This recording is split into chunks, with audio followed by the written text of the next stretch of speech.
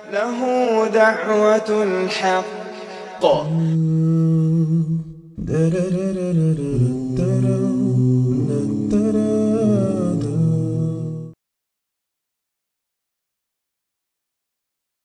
Et pour moi, c'est ça la chose la plus importante à retenir dans cette religion, c'est la réforme sur soi, le cheminement personnel. C'est la relation directe que l'on peut avoir avec celui qui nous a créés.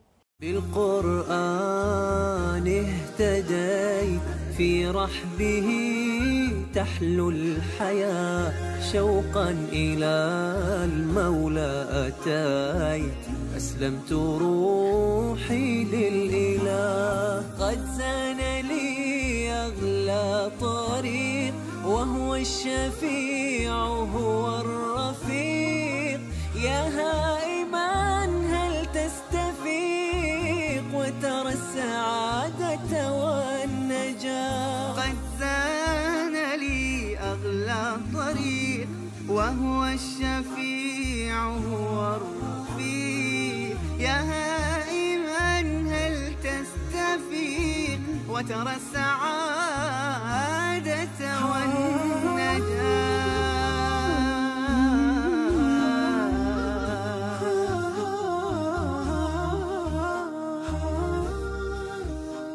Je m'appelle Loïc, j'ai 24 ans et je suis né sur l'île de la Martinique.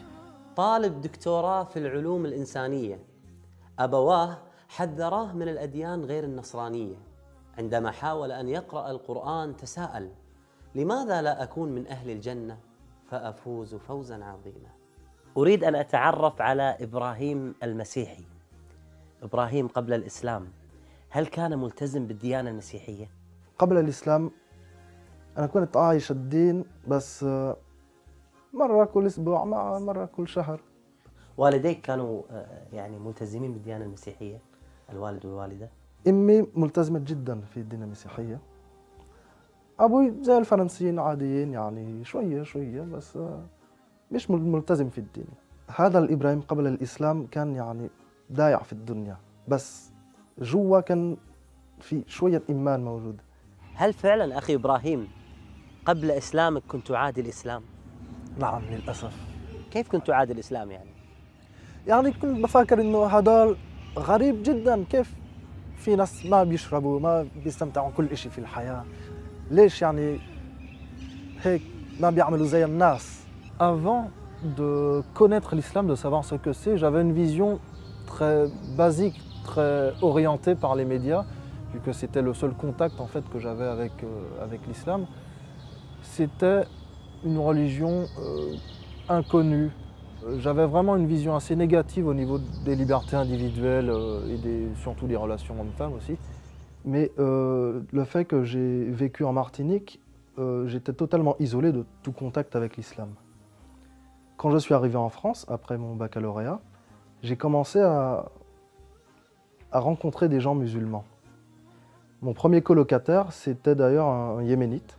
C'était le premier musulman que je côtoyais et donc j'avais l'occasion de vivre avec lui un peu tous les jours, donc on discutait beaucoup.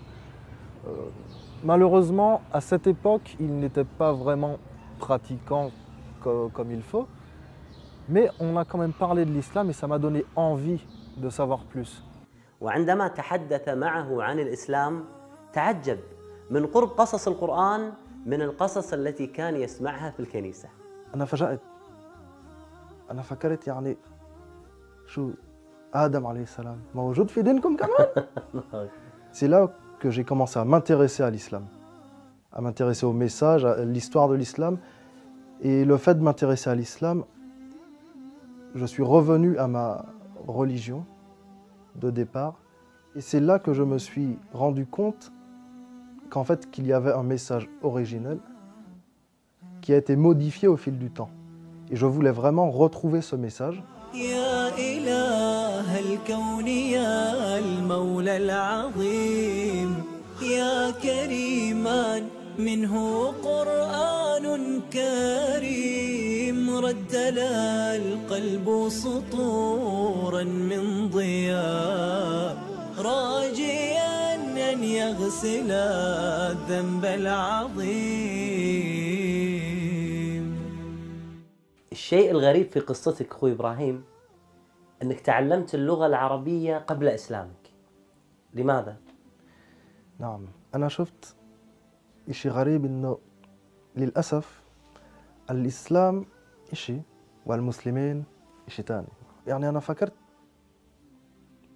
إذا هذا الدين كويس مستحيل أنا باخذ الدين من الناس وأنا باخذ كمان الأخطاء تبعهم. يعني تكرر ابتعاد المسلمين عن تعاليم الإسلام الحقيقية، فأخلاق المسلمين بحاجة إلى عودة صادقة لأخلاق القرآن. والله الحل سهل، فقط نقرأ كيف كان النبي صلى الله عليه وآله وسلم يتعامل مع الناس. فأنا كنت بدي أتعلم عربي عشان بعرف لنفسي، بقرأ لنفسي، بتعلم نفسي، مش على طريق الناس. أنا كنت بدي أكون يعني حر في ديني، عشان قبل في الدين المسيحية نتعلم الدين من الناس، والناس بيحكي لك هذا الحق هذا الحق. أنا ما كنت بدي أعيش نفس الإشي مع الإسلام. لما اشتكى جوف الظما، لما بكى جفني دما، والدرب خاف جهنما، لجأت للقرآن. من المعروف أن الفرنسيين من أكثر الشعوب الأوروبية ارتباطاً بالثقافة، سواء في الفلسفة أو الأدب أو الفكر. لذلك تجد أن من سمات هذا الشعب كثرة القراءة وحب الاطلاع والبحث. Et c'est pour ça que j'ai profité d'une année d'études à l'étranger pour aller en Égypte. En Égypte, je suis resté pour une année entière, une année scolaire. Et au début, c'était un petit peu difficile d'apprendre l'arabe, tout était nouveau pour moi. Mais je me suis beaucoup servi du Coran petit à petit, même sans être musulman, pour avoir un contact avec le cœur de la langue arabe. أول مرة سمعت فيها القرآن؟ أنا كنت في مصر في الباص ونزلت القرآن على الموبايل. أنا سمعت سورة البقرة، أكيد أنا ما فهمت كتير، بس بعد يمكن ربع ساعة أنا سمعت إني أعلم ما لا تعلمون، وأنا حسيت إشي غريب، إشي قوي جدا. هذا اللي فهم.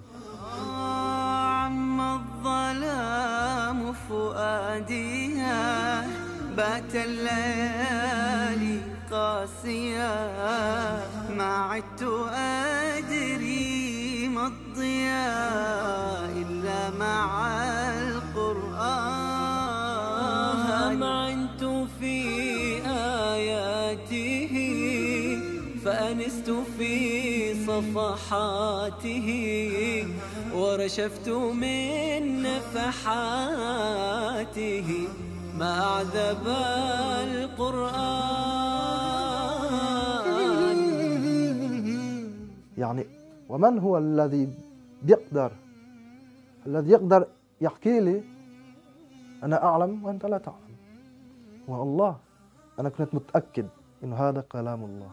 Et quand j'ai compris que le Coran c'était vraiment Dieu qui nous parlait et qui en même temps me parlait directement, c'est à ce moment-là que j'ai commencé à vraiment accepter que le Coran est au centre de l'islam et qu'en acceptant le Coran, je devais aussi accepter l'islam.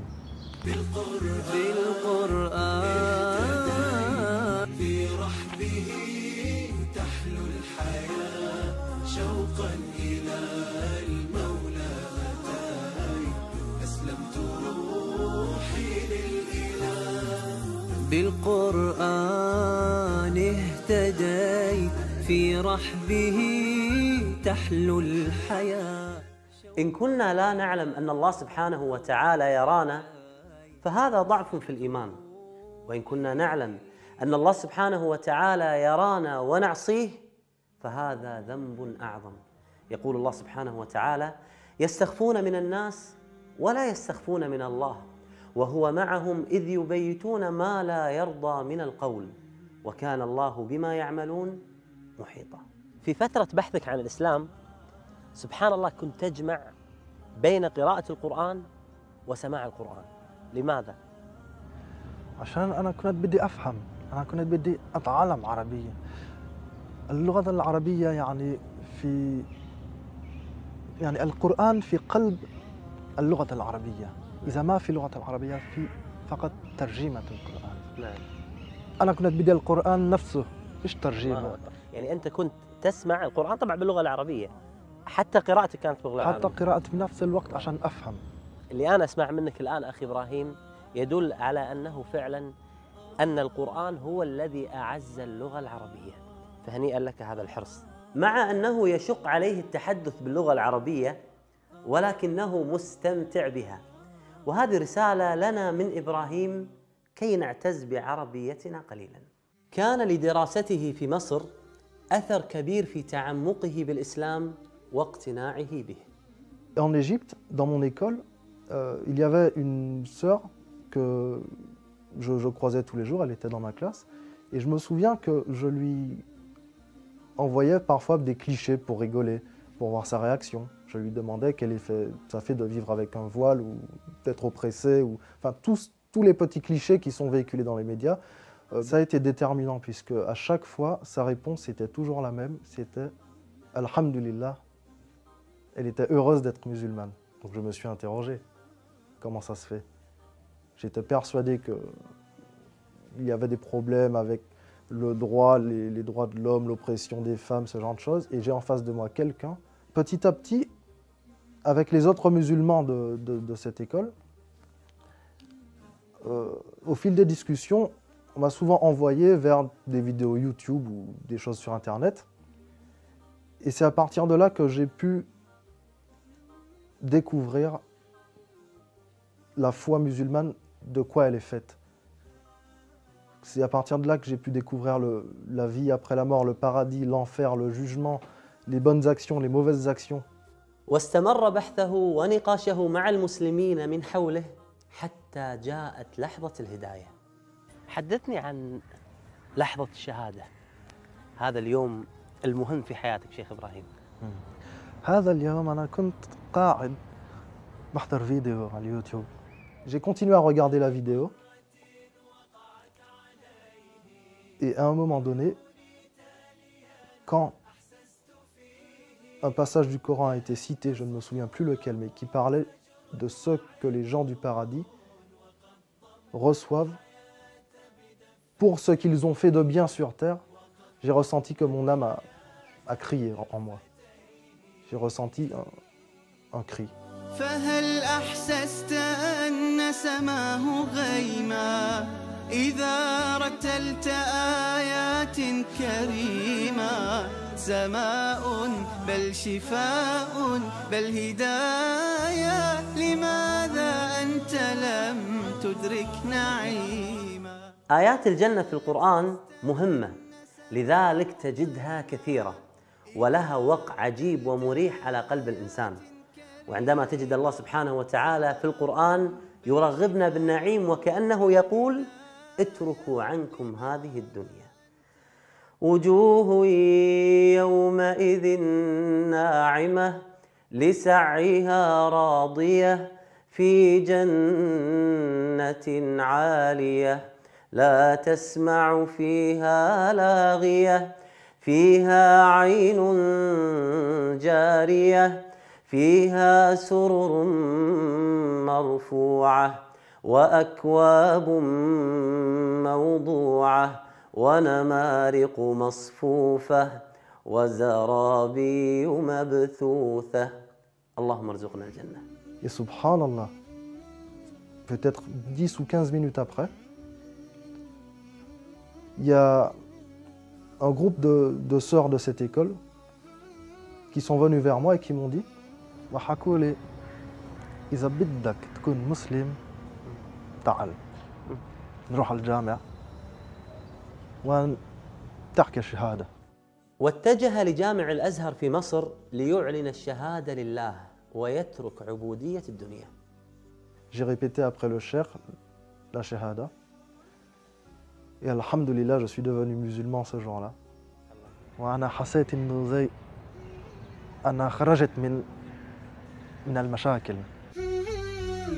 كم عشت والتفريط عادة ما ذقت في الدنيا سعادة حتى اهتديت إلى العبادة يا راحتي لما اهتديت سبحان من عدت إليه بسطت لنا كلتا يديه ألقيت أوزاري عليه يا ربي فاغفر ما عصيت. On est tous nés sur la fitra. La seule différence, c'est que, en n'ayant pas grandi dans un environnement musulman, on fait un détour.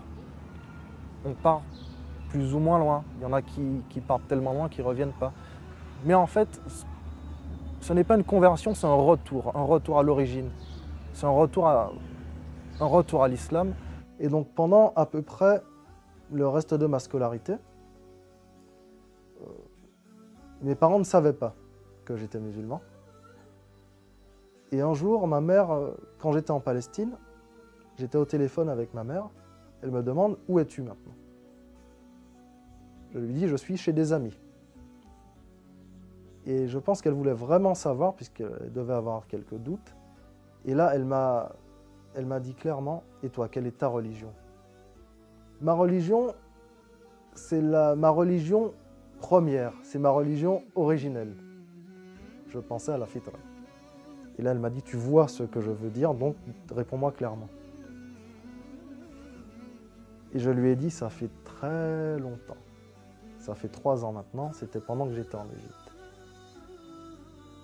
Tout de suite, je lui ai dit « Écoute, tu vois le bien que cette religion a fait dans ma vie. أريد أن أعرف ما هي الآية التي أثرت بشكل كبير على قلب أخونا إبراهيم. اهدنا الصراط المستقيم. ليش؟ عشان ولو يعني نحن بدنا نقرب عن الإسلام ما بنقدر إلا بإذن الله. عشان هيك نسأل اهدنا الصراط المستقيم، يعني احنا مش قادرين. فسبحان الله إذا أنا بقرأ سورة الفاتحة أنا عندي أمل. الله.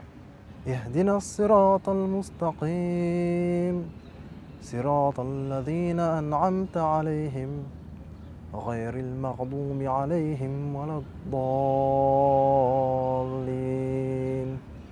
ما شاء الله ما شاء الله، قراءتك جميلة وصوت الشيخ إبراهيم خاشع جدا ما شاء الله تبارك الرحمن. كتاب الله للنور اهتديت ليا ماض نادما عنه مضيت نحو باب الله ذلا فانحنيت راجيا أن يغفر الذنب العظيم. Après ma conversion, très sincèrement, ça fait bizarre de le dire, mais je n'ai jamais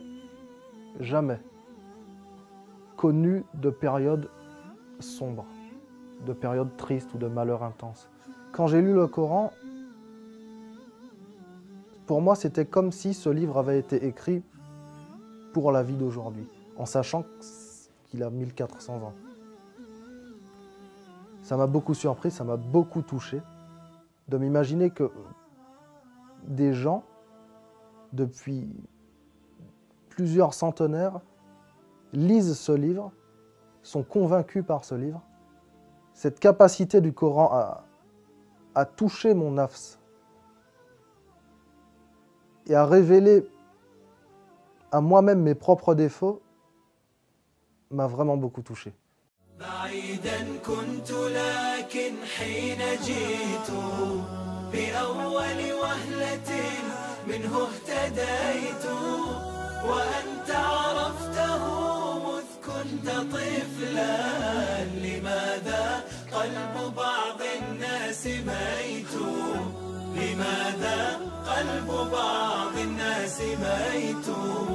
عتابي أمة القرآن حب، بكم فالهجر للقرآن ذنب.